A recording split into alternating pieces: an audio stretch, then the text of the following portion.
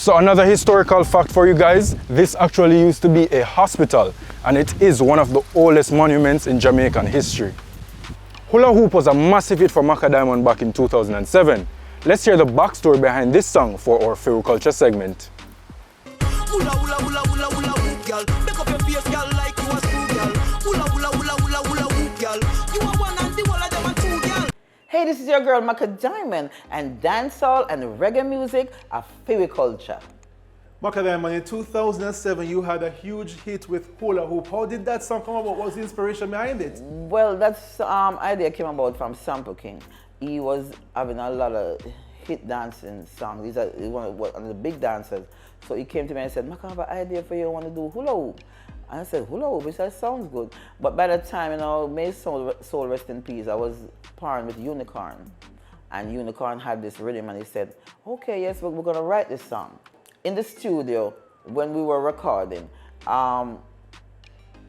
we were in the studio, and when the part that we said, infection in them back, everybody was like, change that part, it does sound good. And we had that little issue too, and we said, no sir, we're not changing it because that's what people are going to talk about.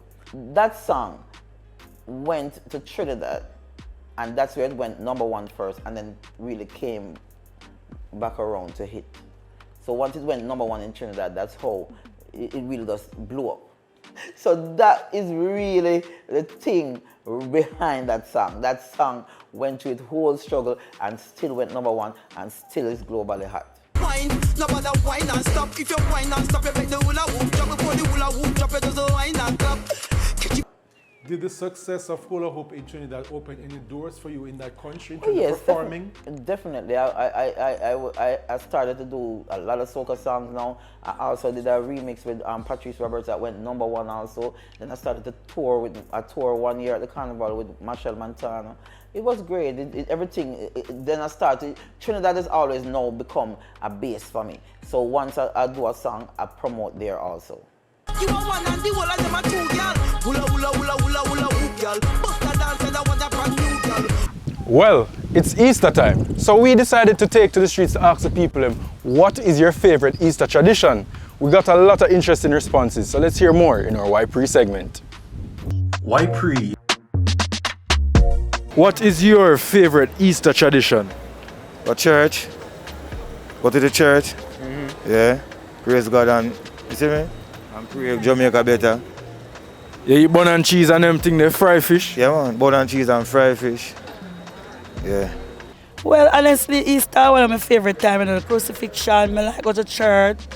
I like the bun and cheese and the fish and all of that. So I like Easter. Easter and Christmas are one of my favorite time.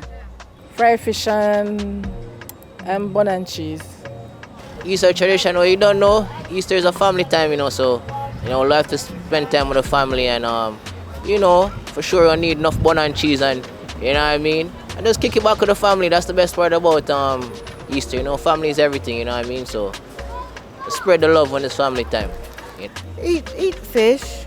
Eat fish. That's it, eat fish. I'm not into that bun stuff. Because I don't like bun, telling you that. Those were the views of the people. Tune in next week for more Why Pree. Why Pree? Special big ups to the family at Orange Valley Estates for hosting us for this week's episode of Prees. You don't know I'm your host, Nalda Addy, and I'll see you guys next week.